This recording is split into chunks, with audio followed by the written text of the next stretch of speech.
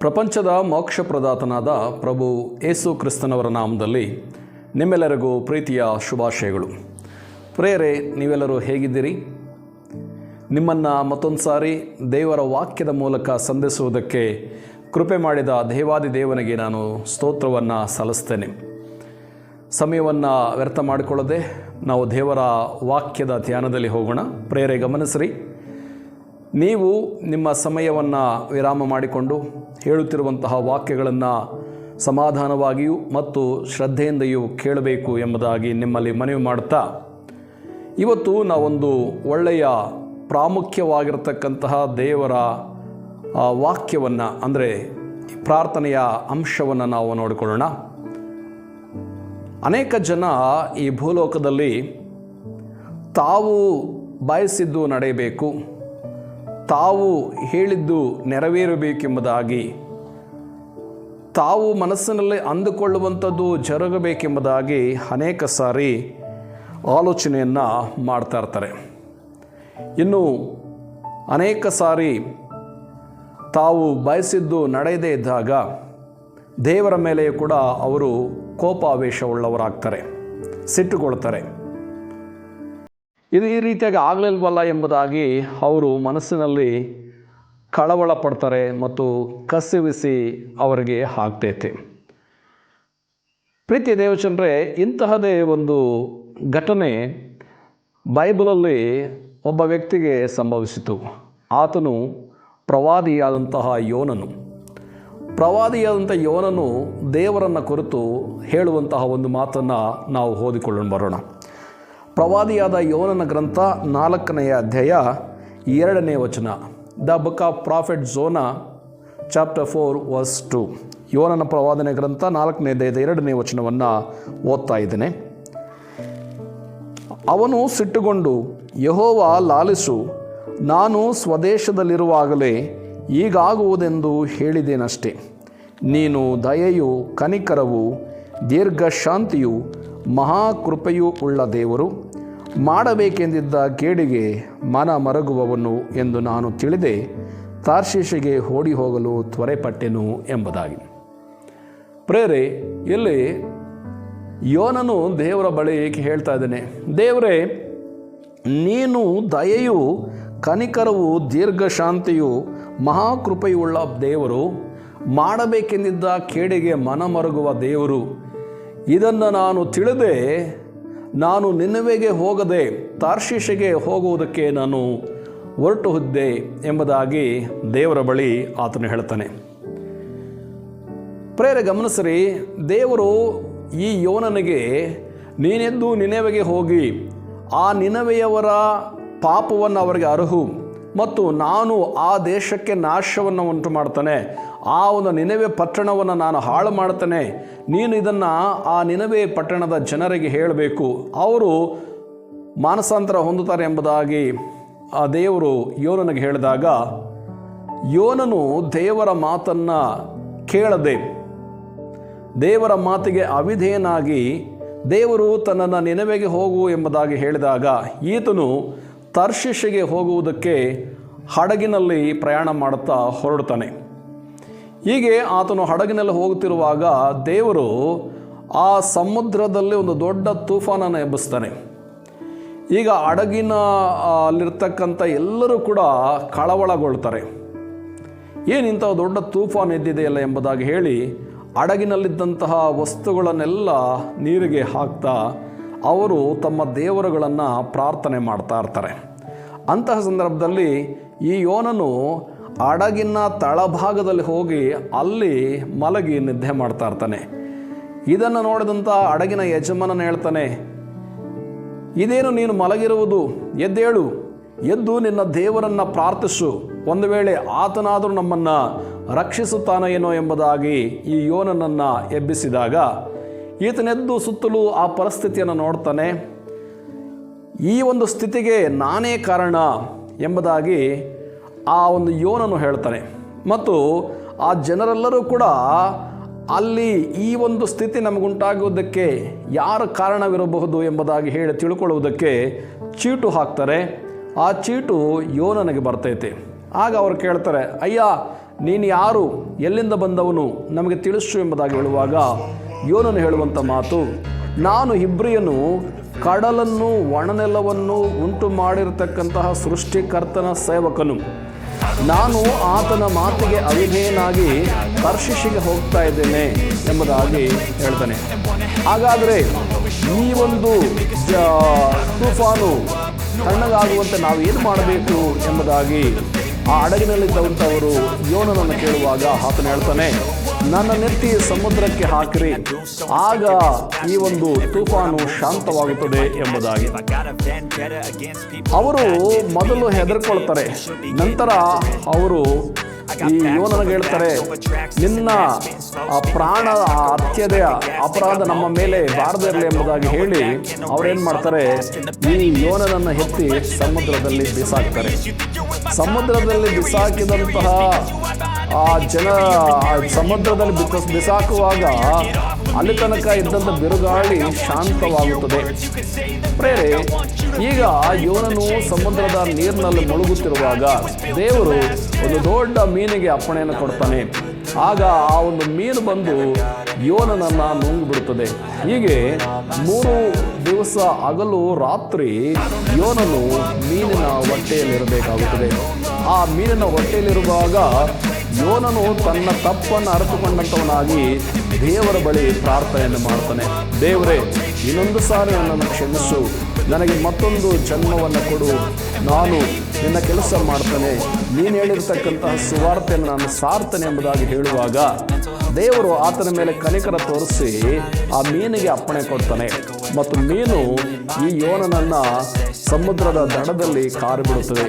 ಆಗ ದೇವರ ವಾಕ್ಯ ಯೋನನಿಗೆ ಮತ್ತೆ ಉಂಟಾಗುತ್ತೆ, ನೀನೆದ್ದು ನಿನವೆ ಪಟ್ಟಣಕ್ಕೆ ಹೋಗಿ ಅಲ್ಲಿನ ಜನರಿಗೆ ಅವರ ಪಾಪಗಳನ್ನು ಹಾಕಿ ಅವರು ದೇವರ ಕಡೆಗೆ ತಿರುಗಿಕೊಳ್ಳುವುದಕ್ಕೆ ಅವರನ್ನು ಎಚ್ಚರಿಸು ಎಂಬುದಾಗಿ ಹೇಳುವಾಗ ಯೋನನ ಎದ್ದು ನಿನವೆ ಪಟ್ಟಣಕ್ಕೆ 3 ದಿವಸದಷ್ಟು ಪ್ರಯಾಣ ಮಾಡಿ ಅಲ್ಲಿರ್ತಕ್ಕಂಥ ಜನರಿಗೆ ಸಾರಿ ಹೇಳ್ತಾನೆ, ನಿನವೆ ಪಟ್ಟಣದವರೇ, ನೀವೆಲ್ಲರೂ ದೇವರ ಕಡೆಗೆ ತಿರುಗಿಕೊಳ್ಳಬೇಕು, ನಿಮ್ಮ ದುಷ್ಕೃತ್ಯಗಳನ್ನು ಬಿಟ್ಟು ನಿಮ್ಮ ಪಾಪಗಳನ್ನು ಬಿಟ್ಟು ದೇವರ ಕಡೆಗೆ ನೀವು ತಿರುಗಿಕೊಳ್ಳಬೇಕು, ಇಲ್ಲದೆ ಹೋದರೆ ದೇವರು ಈ ಮಹಾಪಟ್ಟಣವನ್ನು ನಾಶ ಮಾಡ್ತಾನೆಂಬುದಾಗಿ ಅವರನ್ನು ಎಚ್ಚರಿಸುವಾಗ ಆ ಯೋನನ ಮಾತುಗಳನ್ನು ಕೇಳಿಸಿಕೊಂಡಂತಹ ನಿನವೆ ಪಟ್ಟಣದವರು ರಾಜನ ಮೊದಲುಗೊಂಡು ಸಾಮಾನ್ಯ ವ್ಯಕ್ತಿಯ ತನಕ ಎಲ್ಲರೂ ಕೂಡ ದೇವರ ಕಡೆಗೆ ತಿರುಗಿಕೊಳ್ತಾರೆ.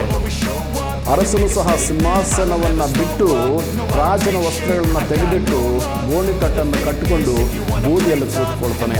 ಆ ಒಂದು ಪಟ್ಟಣದ ಜನರು ಏನು ತಿನ್ನದೆ ಏನು ಕುಡಿಯದೆ ಅವರು ಉಪವಾಸ ಮಾಡಿ ದೇವರ ಬಳಿಗೆ ಅವರು ಬರ್ತಾರೆ, ತಮ್ಮ ಪಾಪಗಳನ್ನು ಆರೈಕೆ ಮಾಡ್ತಾರೆ. ಕೇವಲ ಮನುಷ್ಯರು ಮಾತ್ರವಲ್ಲದೆ ಆ ಪಟ್ಟಣದಲ್ಲಿದ್ದಂತಹ ಪ್ರಾಣಿಗಳಿಗೂ ಕೂಡ ಏನು ತಿನ್ನುವುದಕ್ಕೆ ಕೊಡೋಲ್ಲ ಮತ್ತು ಕುಡಿಯುವುದಕ್ಕೂ ಕೂಡ ಕೊಡದೆ ಅವರು ದೇವರ ಕಡೆಗೆ ತಿರುಗಿಕೊಳ್ತಾರೆ.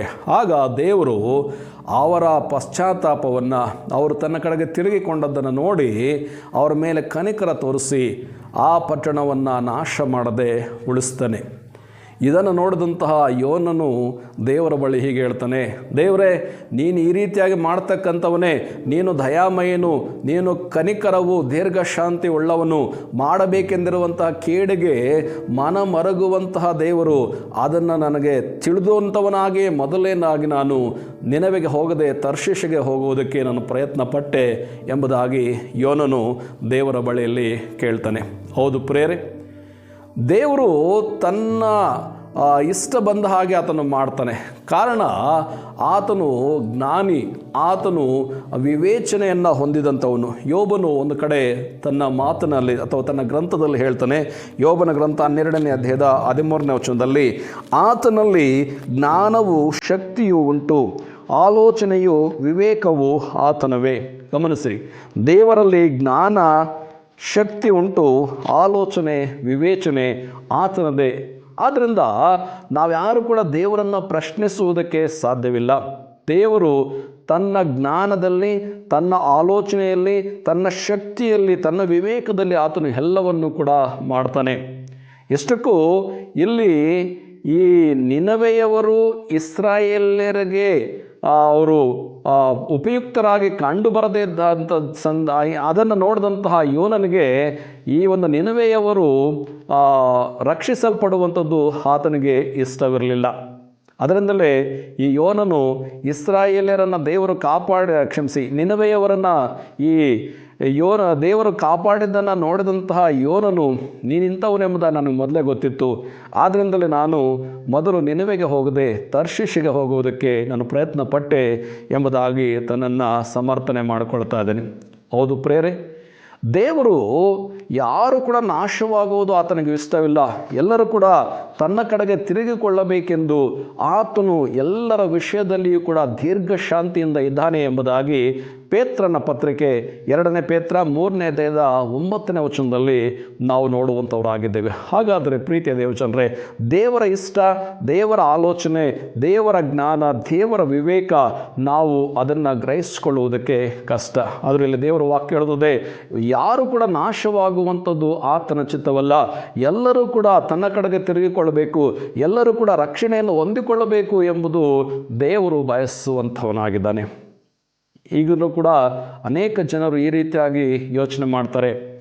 ಬೇರೆಯವರು ಅಭಿವೃದ್ಧಿ ಆದರೆ, ದೇವರು ಇತರರನ್ನು ಆಶೀರ್ವಾದ ಮಾಡಿದರೆ, ಅವರು ಕೈ ಹಾಕುವಂಥ ಕೆಲಸಗಳು ಸಫಲವಾದರೆ, ಅವರು ಏಳಿಗೆ ಆದರೆ ಅದನ್ನು ನೋಡಿ ಸಹಿಸುವುದಕ್ಕೆ ಆಗದೆ ಇವರು ಯಾಕೆ ಈ ರೀತಿ ಆಗಿಬಿಟ್ರು ಎಂಬುದಾಗಿ, ಮತ್ತು ಇವರು ಈ ರೀತಿಯಾಗಿ ಆಗಬಾರ್ದಾಗಿತ್ತಲ್ಲ ಎಂಬುದಾಗಿ, ಮತ್ತು ದೇವರು ಅವರನ್ನು ಆಶೀರ್ವದಿಸಿದ್ದನ್ನು ನೋಡಿ, ದೇವರು ಅವರನ್ನು ಅಭಿವೃದ್ಧಿಪಡಿಸಿ, ದೇವರು ಅವರನ್ನು ಹೆಚ್ಚಿಸಿದ್ದನ್ನು ನೋಡುವಂತಹ ಅನೇಕ ಸಾರಿ ಆ ಜನ ಏನು ಮಾಡ್ತಾರೆ ಅಂತಂದರೆ ಅವ್ರ ಮೇಲೆ ಅಸೂಯೆ ಪಡ್ತಾರೆ, ಮತ್ತು ದೇವರನ್ನು ಕೂಡ ಅವ್ರೇನು ಮಾಡ್ತಾರೆ, ಸಿಟ್ಟಿನಿಂದ ಆ ದೇವರ ಬಳಿ ಅಪೇಕ್ಷೆ ಮಾಡ್ತಾರೆ, ಈ ರೀತಿಯಾಗಿ ಆಗ್ಬಿಡ್ತಲ್ಲ ಎಂಬುದಾಗಿ. ಪ್ರೇರೆ ಗಮನಿಸ್ರಿ, ಯಾರನ್ನು ಯಾವ ಸಮಯದಲ್ಲಿ ಹೆಚ್ಚಿಸಬೇಕು, ಯಾರನ್ನು ಯಾವ ಸಮಯದಲ್ಲಿ ಕುಗ್ಗಿಸಬೇಕು, ಅದು ದೇವರ ಜ್ಞಾನಕ್ಕೆ ಬಿಟ್ಟದ್ದು, ದೇವರ ವಿವೇಚನೆಗೆ ಬಿಟ್ಟದ್ದು. ಮನುಷ್ಯರಾದಂತಹ ನಾವು ಅದನ್ನು ವಿಮರ್ಶಿಸುವುದಕ್ಕೆ ಅಥವಾ ಮನುಷ್ಯರಾಗಿರತಕ್ಕಂಥ ನಾವು ಅದನ್ನು ತೀರ್ಪು ಮಾಡಲಿಕ್ಕೆ ಸಾಧ್ಯವಿಲ್ಲ. ನಮ್ಮ ಕೆಲಸವೆಲ್ಲ ಏನಂತಂದರೆ, ನಮಗೂ ದೇವರು ಏನು ಮಾಡಲಿಕ್ಕೆ ಹೇಳಿದಾರೋ ಅದನ್ನು ನಾವು ಮಾಡಬೇಕೆ ಹೊರತು ದೇವರಿಗೆ ನಾವು ಯಾಕೆ ಇದನ್ನು ಹೀಗೆ ಮಾಡದೆ ಎಂಬುದಾಗಿ ನಾವು ಹೇಳಬಾರ್ದು. ಆದ್ದರಿಂದ ಪ್ರೀತಿಯ ದೇವಜನರೇ, ಒಂದು ವೇಳೆ ನಮ್ಮಲ್ಲಿ ಕೂಡ ಅಂಥ ಆಲೋಚನೆಗಳು ಅನೇಕ ಸಾರಿ ಬರ್ತೈತೆ. ಇತರರ ಏಳಿಗೆಯನ್ನು ನೋಡಿ, ಇತರರು ಅಭಿವೃದ್ಧಿ ಆಗುತ್ತಿರುವಾಗ, ಇತರರನ್ನು ದೇವರು ಆಶೀರ್ವಾದ ಮಾಡ್ತಾ ಇರುವಾಗ, ಇತರರು ಹಂತವಾಗಿ ಮೇಲಕ್ಕೆ ಬರ್ತಾ ಇರುವಂಥದ್ದನ್ನು ನೋಡುವಂತಹ ನಾವುಗಳು ಕೂಡ ಅನೇಕ ಸಾರಿ ಏನು ಮಾಡ್ತೇವೆ ಅಂತಂದರೆ, ಈ ರೀತಿಯಾಗಿ ಆಗಬಾರ್ದು ಎಂಬುದಾಗಿ ನಾವು ಅಂದ್ಕೊಳ್ತೇವೆ. ಅಥವಾ ಇತರರ ಅಭಿವೃದ್ಧಿಯನ್ನು, ಇತರರ ಏಳಿಗೆಯನ್ನು ನೋಡಿ ನಾವು ಕೂಡ ಅನೇಕ ಸಾರಿ ಕಸಿವಿಸಿ ಆಗ್ತೇವೆ. ಯೋನನಂತೆ ನಿನವೆ ಪಟ್ಟಣವನ್ನು ಕಾಪಾಡಿದ್ದಕ್ಕಾಗಿ ಯೋನನಿಗೆ ಕಸಿವಿಸಿ ಆಯಿತು. ಈ ಮಾತುಗಳನ್ನು ಕೇಳಿಸ್ಕೊಳ್ತಾ ಇರತಕ್ಕಂಥ ಸಹೋದರನೇ, ಸಹೋದರಿ, ಇತರರು ಅಭಿವೃದ್ಧಿ ಆಗ್ತಾ ಇದ್ದರೆ, ಇತರರು ಏಳಿಗೆ ಆಗ್ತಾ ಇದ್ದರೆ, ದೇವರು ಇತರರನ್ನು ಆಶೀರ್ವಾದ ಮಾಡ್ತಾ ಇದ್ದರೆ ಅದನ್ನು ನೋಡ್ತಕ್ಕಂಥ ನಿನಗೆ ಕಸಿವಿಸಿ ಆಗ್ತಾ ಇದೆಯಾ? ನೀನು ಮಾನಸಾಂತರ ಹೊಂದಬೇಕಾಗಿದೆ. ನೀನು ದೇವರ ಕಡೆಗೆ ತಿರುಗಿಕೊಂಡು ಪ್ರಾರ್ಥನೆಯನ್ನು ಮಾಡಬೇಕಾಗಿದೆ. ಹೌದು, ಯಾರನ್ನು ಯಾವ ಸಮಯದಲ್ಲಿ ಅಭಿವೃದ್ಧಿಪಡಿಸಬೇಕು, ಯಾರನ್ನು ಯಾವ ಸಮಯದಲ್ಲಿ ಹೆಚ್ಚಿಸಬೇಕು, ಆಶೀರ್ವಾದ ಮಾಡಬೇಕು, ಅದು ದೇವರ ಜ್ಞಾನಕ್ಕೆ ಬಿಟ್ಟದ್ದು, ಅದು ದೇವರ ವಿವೇಚನೆಗೆ ಬಿಟ್ಟದ್ದು. ಪ್ರಶ್ನಿಸುವುದಕ್ಕೆ ನೀನ್ಯಾರು, ನಾನ್ಯಾರು? ಆದ್ದರಿಂದ ನಮ್ಮ ಸಮಯಕ್ಕೋಸ್ಕರ ನಾವು ಕಾಯೋಣ. ನಮಗಂತ ದೇವರೊಂದು ಸಮಯವನ್ನಿಟ್ಟಿರ್ತಾರೆ. ಆ ಸಮಯದಲ್ಲಿ ಖಂಡಿತವಾಗಿಯೂ ದೇವರು ನಮ್ಮನ್ನು ಸಹ ಮೇಲಕ್ಕೆ ತರುವಂಥವರಾಗಿದ್ದಾರೆ. ಈ ಮಾತುಗಳನ್ನು ಕೇಳಿಸ್ಕೊಳ್ತಾ ಇರತಕ್ಕಂಥ ಪ್ರೀತಿಯ ಸಹೋದರನೇ, ಸಹೋದರಿ, ನಾವು ದೇವರ ಕಡೆಗೆ ತಿರುಗಿಕೊಳ್ಳೋಣ, ಪ್ರಾರ್ಥನೆಯನ್ನು ಮಾಡೋಣ. ಯೋನನ ಆಲೋಚನೆಗಳು, ಯೋನನಂತಹ ಮನಸ್ಸು ನಮ್ಮಲ್ಲಿರುವುದಾದರೆ ನಾವು ಕರ್ತನ ಬಳಿಯಲ್ಲಿ ಕೇಳೋಣ, ಸ್ವಾಮಿ, ಒಬ್ಬನಾದರೂ ನಾಶವಾಗುವಂಥದ್ದು ನಿಮ್ಮ ಚಿತ್ತವಲ್ಲ. ಆದ್ದರಿಂದಲೇ ನೀವು ಪ್ರತಿಯೊಬ್ಬರ ವಿಷಯದಲ್ಲಿ ಕೂಡ ದೀರ್ಘ ಶಾಂತಿಯಿಂದ ಇದ್ದೀರಿ. ನಾನು ಕೂಡ ಆ ರೀತಿಯಾಗಿ ದೀರ್ಘ ಶಾಂತಿಯಿಂದ ಇರುವುದಕ್ಕೆ ನನಗೂ ಸಹ ಸಹಾಯ ಮಾಡು ಕರ್ತನೆ ಎಂಬುದಾಗಿ ನಾವು ದೇವರ ಬಳಿಯಲ್ಲಿ ಕೇಳೋಣವೇ? ಬನ್ನಿರಿ, ಪ್ರಾರ್ಥಿಸೋಣ. ಪರಿಶುದ್ಧನು, ಪ್ರೀತಿ ಸ್ವರೂಪನು, ನಮ್ಮ ತಂದೆಯಾದ ದೇವರೇ, ನಿಮ್ಮ ಮಗನಾದ ಯೇಸು ಕ್ರಿಸ್ತರ ಹೆಸರಿನಲ್ಲಿ ಈ ರಾತ್ರಿ ಕರ್ತನೆ ಈ ಸಮಯಕ್ಕಾಗಿ ನಾವು ಸ್ತೋತ್ರವನ್ನು ಸಲ್ಲಿಸ್ತೇವೆ. ಸ್ವಾಮಿ, ನಾವು ಧ್ಯಾನ ಮಾಡಿದಂತೆ ನಿಮ್ಮ ವಾಕ್ಯಕ್ಕಾಗಿ ಸ್ತೋತ್ರ. ಯೋನನು ನಿಮ್ಮ ಬಳಿಯಲ್ಲಿ ಆವತ್ತು ಕೇಳ್ತಾನೆ, ನೀವು ಈ ರೀತಿಯಾಗಿ ಮಾಡುವಂಥವನೆಂಬುದಾಗಿ ತಿಳಿದೇನೆ ನಾನು ತರ್ಷೀಷಿಗೆ ಹೋಗಲಿಕ್ಕೆ ಪ್ರಯಾಣ ಪ್ರಾರಂಭ ಮಾಡಿದೆ ಎಂಬುದಾಗಿ. ಹೌದಪ್ಪ, ಯೋಬನು ಹೇಳ್ತಾನೆ, ಆತನಲ್ಲಿ ಜ್ಞಾನವು, ಶಕ್ತಿ ಉಂಟು, ವಿವೇಚನೆಯು ಆತನದ್ದೇ ಎಂಬುದಾಗಿ. ಹೌದು ಕರ್ತ, ನಿಮ್ಮಲ್ಲಿ ಜ್ಞಾನವಿದೆ, ನಿಮ್ಮಲ್ಲಿ ಶಕ್ತಿ ಇದೆ, ನಿಮ್ಮಲ್ಲಿ ವಿವೇಚನೆ ಇದೆ, ನಿಮ್ಮಲ್ಲಿ ಬಲವಿದೆ ಸ್ವಾಮಿ. ಯಾರನ್ನು ಯಾವ ಸಮಯದಲ್ಲಿ ಹೆಚ್ಚಿಸಬೇಕು, ಯಾರನ್ನು ತಗ್ಗಿಸಬೇಕು, ಅದು ನಿಮ್ಮ ಕೈಗೆ ಇರುವಂಥದ್ದು. ಆದ್ದರಿಂದ ಕರ್ತ, ನಮ್ಮ ಕೆಲಸವೆಲ್ಲ ಇತರರು ಏಳಿಗೆ ಆಗುವಾಗ, ಇತರರು ಆಶ್ವಾಸಲ್ಪಡುವಾಗ ಅದನ್ನು ನೋಡಿ ನಾವು ಕಸಿರಿಸಿಕೊಳ್ಳದೆ, ಇತರರ ಏಳಿಗೆಯನ್ನು ನೋಡಿ ನಾವು ಸಂತೋಷಿಸ್ಲಿಕ್ಕಾಗೋ ಥರ ನಮಗೆ ನೀವು ಸಹಾಯ ಮಾಡಿರಿ ಎಂದು ಈ ಮಾತುಗಳನ್ನು ಕೇಳಿಸ್ಕೊಳ್ತಾ ಇರತಕ್ಕಂಥ ನಿಮ್ಮ ಮಕ್ಕಳು ಆಧ್ಯಾತ್ಮಿಕವಾಗಿ ಅಭಿವೃದ್ಧಿಯನ್ನು ಕಾಣಲಿಕ್ಕಾಗೋ ಥರ ಸಹಾಯ ಮಾಡಿರೆಂದು ಈ ಪ್ರಾರ್ಥನೆ ನಮ್ಮ ರಕ್ಷಕರಾದ ಯೇಸು ಕ್ರಿಸ್ತನವರ ಮೂಲಕ ಬೇಡಿಕೊಳ್ಳುತ್ತಾ ಇದ್ದೇವೆ ತಂದೆಯೇ. ಆಮೇನ್, ಆಮೇನ್. ದೇವರ ನಾಮಕ್ಕೆ ಸ್ತೋತ್ರವಾಗಲಿ. ದೇವರು ನಿಮ್ಮೆಲ್ಲರನ್ನು ಆಶೀರ್ವಾದ ಮಾಡಲಿ. ನಿಮ್ಮೆಲ್ಲರಿಗೂ ಶುಭವಾಗಲಿ. ದೇವರ ನಾಮಕ್ಕೆ ಮಹಿಮೆ. God bless you. Take care.